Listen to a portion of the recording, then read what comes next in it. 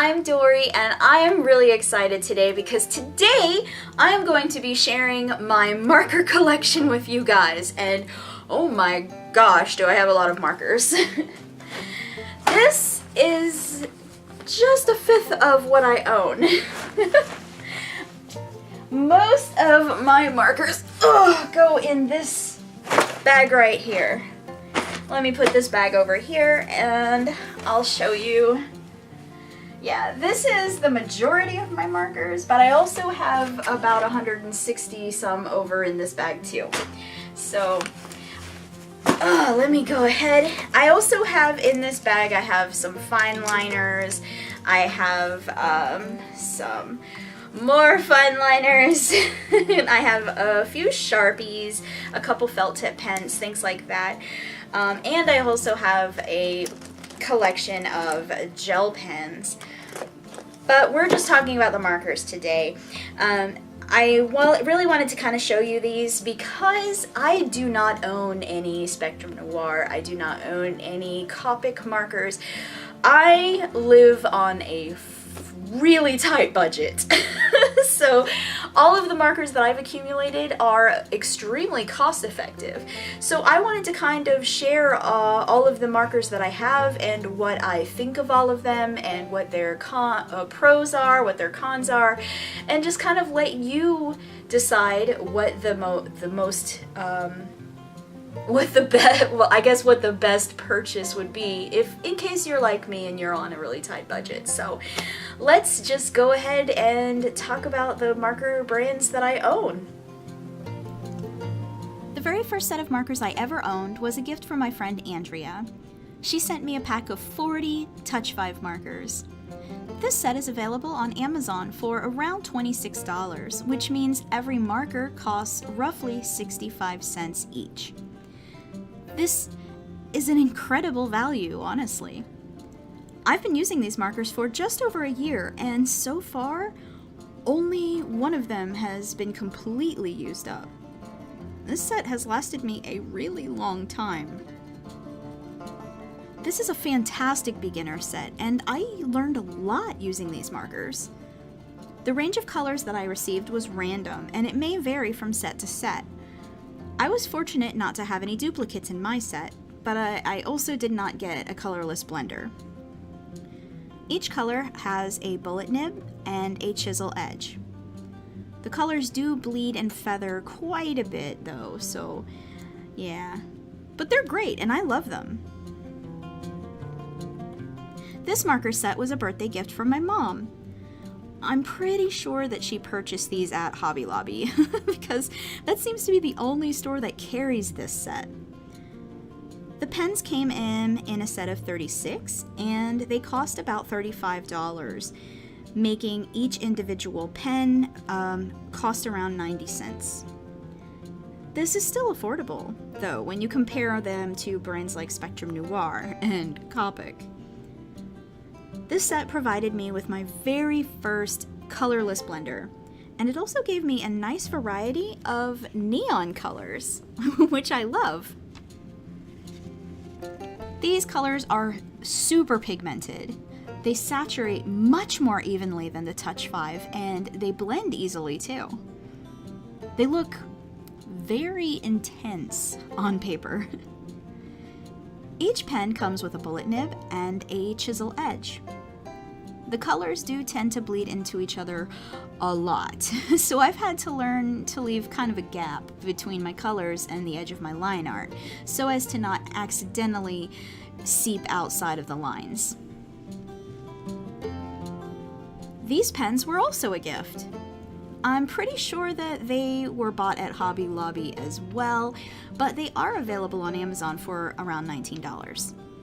This is a set of 18, so that means every marker costs about $1.05. It did not come with a colorless blender, but it is the best set, honestly, if you want to use rubbing alcohol to try to react with it and get various effects. Like the Conda markers, these colors are highly pigmented and saturate very evenly. The range of colors in this set is Very limited though, so it's not really possible to test their blendability. The only gray that I have is a cool gray 9, which looks like black on paper for this set, so gentle shadows are just not an option with this. Each pen has a bullet nib and a chisel edge. I do like how the nibs are shaped on this set, and they're much firmer than other markers I've tried.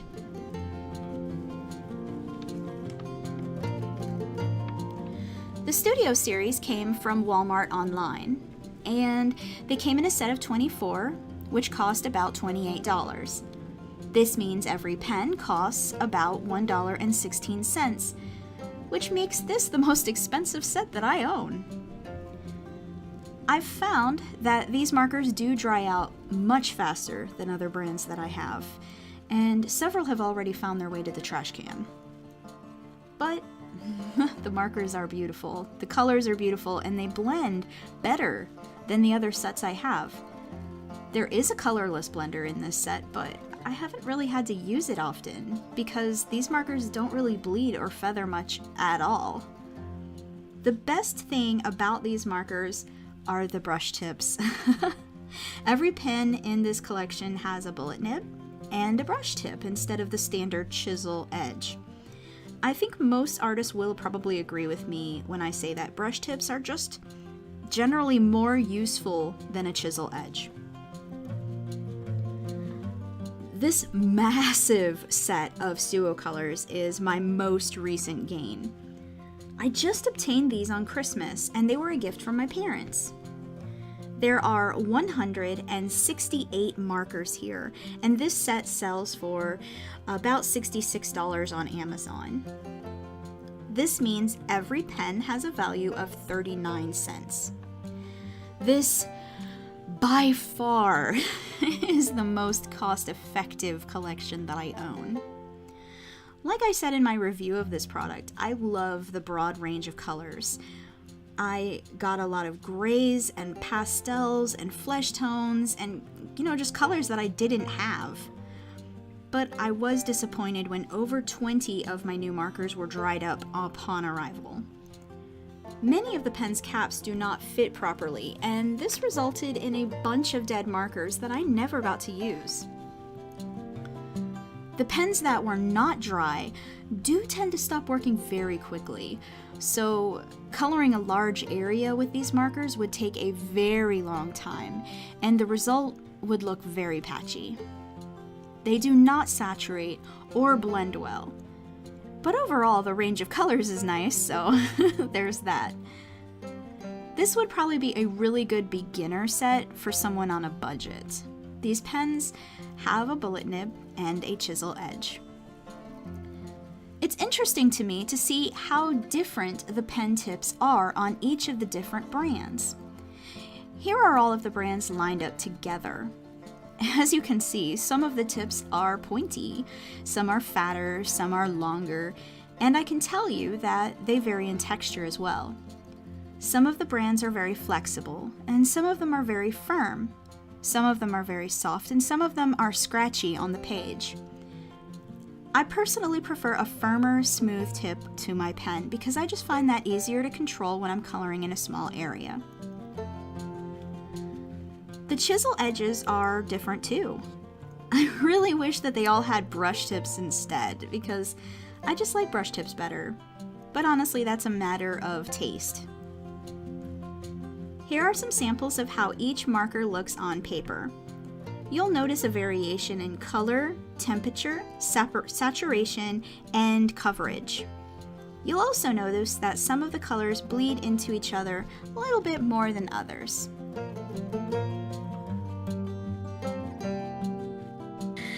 Okay, so many markers, right?